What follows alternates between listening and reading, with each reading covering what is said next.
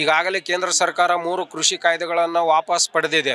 ರಾಜ್ಯದ ಸರ್ಕಾರ ಪಡಿತೀವಿ ಅಂತೇಳಿ 24 ಗಂಟೆ ಒಳಗೆ ವಾಪಸ್ ತಕ್ಕಂತೀವಿ ಅಂತೇಳಿ ಈ 3 ವರ್ಷಗಳು ಕಳೆದರೂ ಕೂಡ ಇದುವರೆಗೆ ವಾಪಸ್ ತಗೊಳ್ತಾ ಇಲ್ಲ.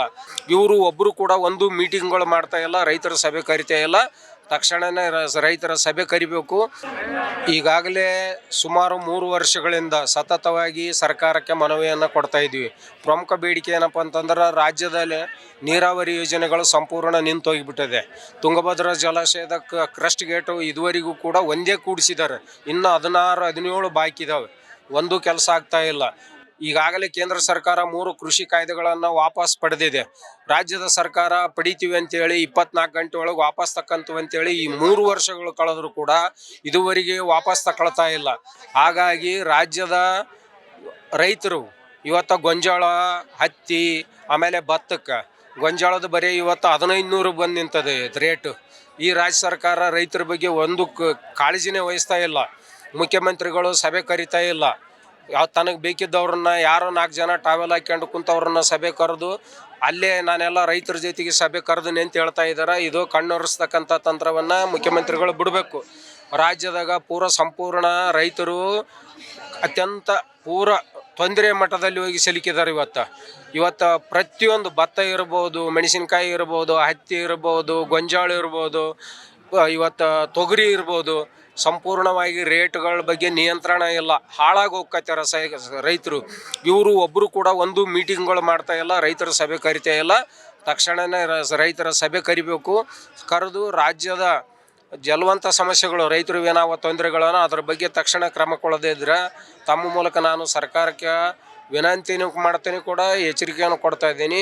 ಇನ್ನೂ ಒಂದು 8 ದಿನದೊಳಗೆ ರೈತರ ಸಭೆ ಕರೀಲಿಲ್ಲ ಅಂತಂದ್ರೆ ರಾಜ್ಯದ ಪ್ರತಿ ಜಿಲ್ಲಾ ಕೇಂದ್ರಗಳಲ್ಲಿ ಉಸ್ತುವಾರಿ ಮಂತ್ರಿಗಳಿರ್ಬೋದು, ಯಾವುದೇ ಮಂತ್ರಿ ನಮ್ಮ ಜಿಲ್ಲೆಯೊಳಗೆ ಬಂದ್ರೆ ಕಪ್ಪು ಬಟ್ಟೆ ಪ್ರದರ್ಶನವನ್ನು ಮಾಡೋದಕ್ಕೆ ನಾವು ಹಿಂದೆ ಮುಂದೆ ನೋಡಂಗಿಲ್ಲ ಅಂತೇಳಿ ತಮ್ಮ ಮೂಲಕ ಸರ್ಕಾರಕ್ಕೆ ಹೇಳಕ್ಕೆ ಬಯಸ್ತೀನಿ. ವಾಸುದೇವ್ ಮೇಟಿ ಅಂತ.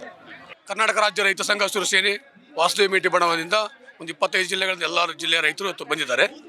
ಇವತ್ತು ಮೂಲ ಉದ್ದೇಶ ಸಾಕಷ್ಟು ವಿಪರೀತ ಮಳೆಯಿಂದಾಗಿ ಸಾಕಷ್ಟು ಬೆಳೆಗಳು ಹಾಳಾಗಿದ್ದಾವೆ.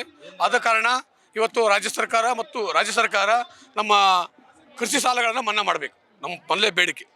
ಎರಡನೇದು ಏನಂತಂದರೆ ನಮ್ಮ ಹಳ್ಳಿಗಳಲ್ಲಿ ನಮ್ಮ ರೈತರಿಗೆ ಸಿಬಿಲ್, ಇವತ್ತು ನಮ್ಮ ರೈತರು ಟ್ಯಾಕ್ಟ್ರ್ ತೊಗೋತಾರ, ಬೈಕ್ಗಳು ತೊಗೊತಾರ. ಇವತ್ತು ಕಂಪಲ್ಸರಿ ಬ್ಯಾಂಕ್ನವರು ಸಿಬಿಲ್ ಅಂತಕ್ಕಂಥದ್ದನ್ನು ಇದು ಮಾಡ್ತಾ ಇದ್ದಾರೆ. ಅದಕ್ಕೆ ಸಿಬಿಲನ್ನು ನಮ್ಮ ರೈತರಿಗೆ ರದ್ದು ಮಾಡಬೇಕಂತಕ್ಕಂಥದ್ದು ನಮ್ಮ ಒತ್ತಾಯ ಇದೆ. ಮತ್ತು ಮಹಿಳಾ ಸಂಘಗಳಿಗೆ ಸಾಕಷ್ಟು ಲೋನ್ ಕೊಟ್ಟು ಇವತ್ತು ಫೈನಾನ್ಸ್ಗಳು ತೊಂದರೆ ಕೊಡ್ತಾ ಇದ್ದಾರೆ. ಅವರಿಂದ ಮುಕ್ತಿ ಮಾಡಬೇಕಾದದ್ದು ಸರ್ಕಾರದ ಕರ್ತವ್ಯ ಅದು. ಇದು ವಿಶೇಷವಾಗಿ ಏನಂತಂದರೆ 3 ಕೃಷಿ ಕಾಯ್ದೆಗಳನ್ನು ಕೇಂದ್ರ ಸರ್ಕಾರ ವಾಪಸ್ ತಗೊಂಡಿದೆ. ಇವತ್ತು ರಾಜ್ಯ ಸರ್ಕಾರ ವಾಪಸ್ ತಗೊಂಡಿಲ್ಲ. ಅದಕ್ಕೆ ರಾಜ್ಯ ಸರ್ಕಾರ ವಾಪಸ್ ತಗೊಂಡು ರೈತರ ಹಿತ ಕಾಪಾಡಬೇಕಾದದ್ದು ರಾಜ್ಯ ಸರ್ಕಾರ ಕರ್ತವ್ಯ ಅಂತಕ್ಕಂಥದ್ದು ಒತ್ತಾಯ ಮಾಡಲಿಕ್ಕೆ ಬಂದಿವಿ. ಮಲ್ಲನಗೌಡ ಹಗರಡಿ, ಯಾದಗಿರಿ ಜಿಲ್ಲಾ ಅಧ್ಯಕ್ಷರು. ರೈತರಿಗೆ ಬೆಂಬಲ ಬೆಲೆ ಅಂದರೆ ಯೋಗ್ಯ ರೀತಿಯಾಗಿ ಬೆಂಬಲ ಬೆಲೆಯನ್ನು ಕೊಡಬೇಕು.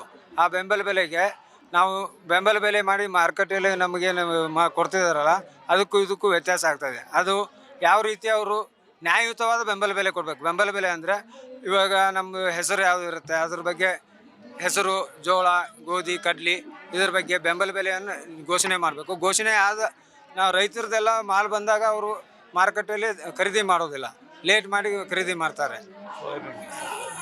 ಅದೊಂದು ನಿಲ್ಲಿಸಬೇಕು. ಆಮೇಲೆ ಕಬ್ಬಿಗೆ ನಿಜವಾದ ಧಾರಣೆಯನ್ನು ಕೊಟ್ಟಿಲ್ಲ, ಅದೊಂದು.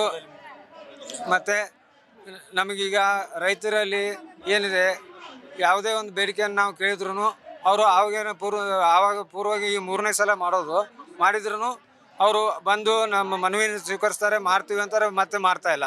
ಅದಕ್ಕಿಂತ ಕಡಾಖಂಡಿತವಾಗಿ ಮಾಡ್ತಾರೋ ಇಲ್ಲೋ ಅನ್ನೋದನ್ನು ಕೇಳಕ್ಕೆ ಬಂದಿದ್ದೀವಿ. ಮಲ್ಲನಗೌಡ ಪಾಟೀಲ್, ಬೆಳಗಾವಿ.